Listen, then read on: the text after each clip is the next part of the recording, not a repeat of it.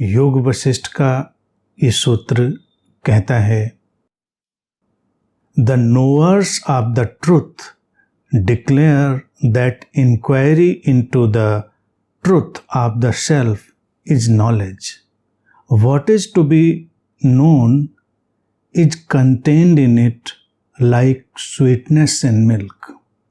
सूत्र कहता है कि जो सत्य का जानने वाला है वो जानता है कि अपने आत्म की खोज,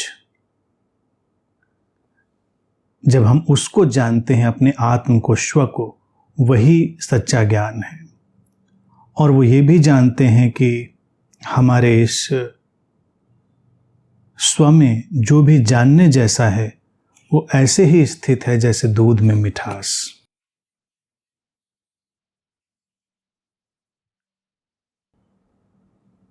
जो जाना जाना है वो पहले से ही विद्यमान है. इस तथ्य की तरफ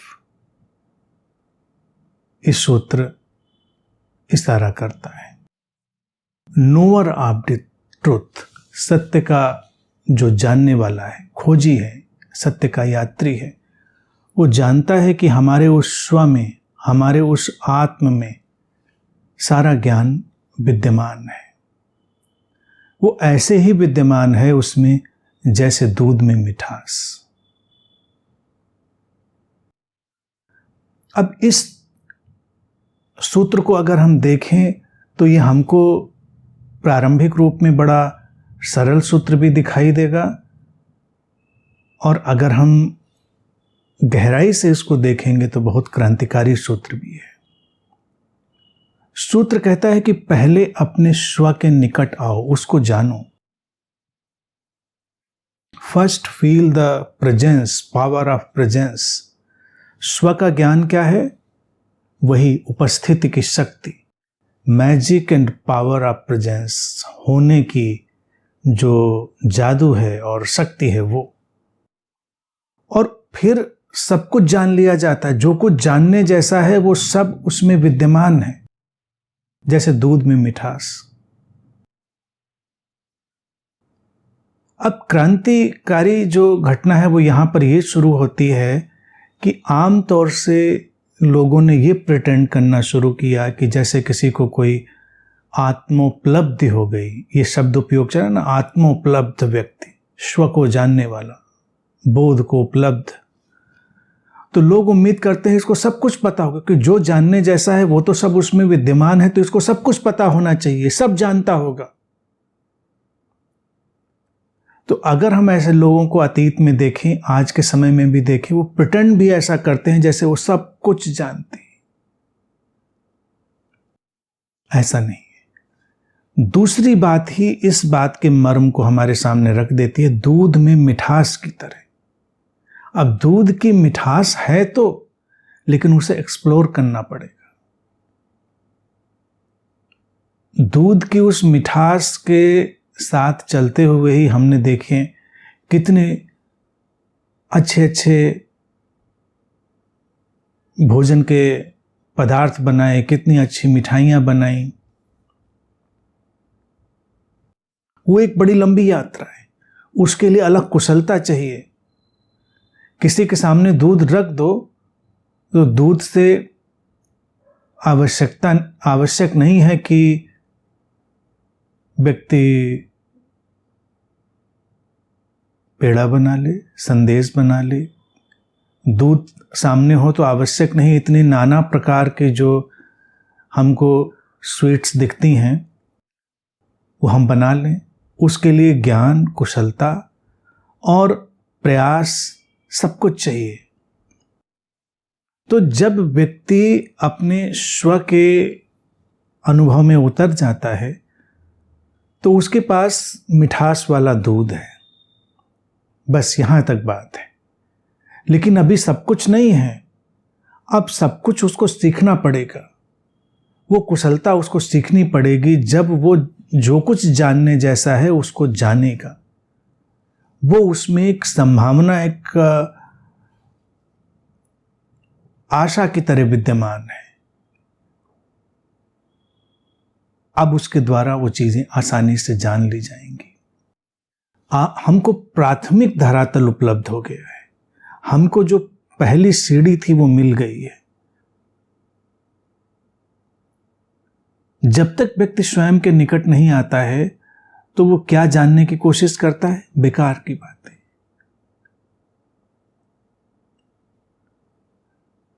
आम व्यक्ति जिस रस में सबसे ज्यादा रस लेता है वो निंदा रस ही है, प्रपंच ही है। वो उसी में सबसे ज्यादा रस लेता है आम व्यक्ति, क्योंकि वो अपने निकट ना आकर दूसरों की तरफ भाग रहा है, बाहर की तरफ दौड़ती हुई हर यात्रा उसको ऐसे ही तमाम तरह के प्रपंचों में डाल देती है जो कि ज्ञान नहीं है। दूसरी जो क्रांति की चिंगारी इसमें है वो देखे, जहां कहीं भी अपने से बाहर व्यक्ति भाग रहा होगा, चाहे वो मंदिर हो, मस्जिद हो, चाहे वो कोई तीर्थ हो, चाहे वो कोई भी ऐसी चीज हो जो उसको स्वयं से दूर, स्वयं से बाहर दिखाई देती है, वो ज्ञान की संभावनाओं से दूर हो रहा है।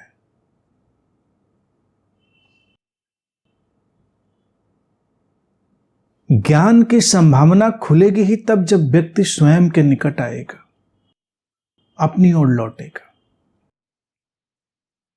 इसीलिए धर्मों का जो आयोजन होता है वो इस तरह का आयोजन करते हैं कि व्यक्ति को अपनी ओर न लौटने दें। वो तमाम तरह के कर्मकांड, तमाम तरह के आयोजन और बाहरी सारी गतिविधियां ऐसी बना दें, व्यक्ति को लगे बस वहीं मिलने वाला है, वो जो ज्ञान है वो वहीं पे रखा हुआ है। तो पहली सीढ़ी ही खो गई। पहली सीढ़ी यही थी कि व्यक्ति स्वयं के निकट आए। जब स्वयं के निकट आएगा तब वो देखेगा कि हाँ, हमारे अंतर्मन में ही सारे ज्ञान को जान लेने की संभावनाएं छुपी हुई हैं, सारे ज्ञान को जान लेने की संभावनाएं विद्यमान हैं। दूध में मिठास की तरह है हमारे भीतर। हमको अब उस मिठास का एहसास होने लगा है कि कुछ तो महत्वपूर्ण अंतरतम में छुपा है, लेकिन उस मिठास को फिर हम नए नए आयाम देंगे। वहीं से विज्ञान विकसित होगा, वहीं से कलाएं विकसित होंगी, वहीं से साहित्य विकसित होगा। जो लोग भी स्वयं के निकट आए हैं, देखें उन्होंने वो सब जाना है जो जानने जैसा था, चाहे विज्ञान हो, कोई भी चीज हो, चाहे वो साहित्य ही हो। सृजनात्मक हुए हैं वो लोग। जो बाहर बाहर भागते रहे हैं लोग, देखें वो क्या सृजन करते हैं? कुछ भी नहीं। बहुत सारे आध्यात्मिक लोगों को देखें और बहुत सारे अगर बाबाओं को, गुरुओं को देखें, उनसे ज्यादा गैर सृजनात्मक व्यक्ति और कोई नहीं होता। जीवन में कोई भी सार्थक योगदान नहीं है उनका। जो कुछ है सब एक कर्मकांड, एक प्रपंच, जिसको हम कहते हैं ना, एक मायाजाल रचा हुआ है जिससे मिलता कुछ नहीं। वो एक इल्यूजन है। मीरा अपने निकट आई तो उनके भीतर से गीत फूटे, कबीर निकट आए तो गीत फूटे। हम अगर उन्हीं को दोहराते ही चले जाएं तो ये कोई गौरव नहीं है। हमारे भीतर से गीत क्यों नहीं फूटते? मैं ये नहीं कहता कि सबको भजन लिखने चाहिए, सबको अपनी अपनी जो उड़ान है वो लेनी होती है। अपनी मिठास जो उनके स्व में छिपी थी उसको उन्हें एक्सप्लोर करना है। किसी के भीतर वो किसी रूप में आएगी, किसी के भीतर किसी रूप में आएगी। योग वशिष्ठ के इस सूत्र को जब हम एक्सप्लोर करते हैं तो देखते हैं कि ये तो सारी संगठित धर्मों के ताने बाने को ध्वस्त कर देने वाला है। जबकि लोगों को लगता है कि ये तो बड़े धार्मिक ग्रंथ हैं योग वशिष्ठ जैसे। ऋषि वशिष्ठ श्री राम को ज्ञान दे रहे हैं, लेकिन वो इतना क्रांतिकारी ज्ञान है जिस पर मानव जीवन की आधारशिला खड़ी होती है। वो कोई प्रपंच वाला ज्ञान नहीं है, कोई संगठित आयोजन बनाने वाला ज्ञान नहीं है। वो अपने जीवन को एक नई उड़ान देने वाला ज्ञान है। धार्मिक व्यक्ति कौन है? पहली चीज तो ये, जिसने अपने अंतरतम में वो दूध वाली मिठास जान ली है, जिसने अपने अंतरतम में वो मिठास जान ली। हाँ, कुछ है रचा बसा हमारे भीतर एक अनंत संभावना की तरह, वो मधुरता, वो माधुर्य। तो अब उसको बाहर की कोई कड़वाहट पीड़ित करने वाली नहीं है, ना वो बाहर के संसार में कोई कड़वाहट घोलने जाने वाला है, क्योंकि उसको अपने अंतरतम की मिठास का एहसास हो गया है। ये अंतर्निहित संभावना है। जो कुछ भी जानने जैसा है, क्या जानने जैसा है? जो भी जीवन को सुंदर बनाता है।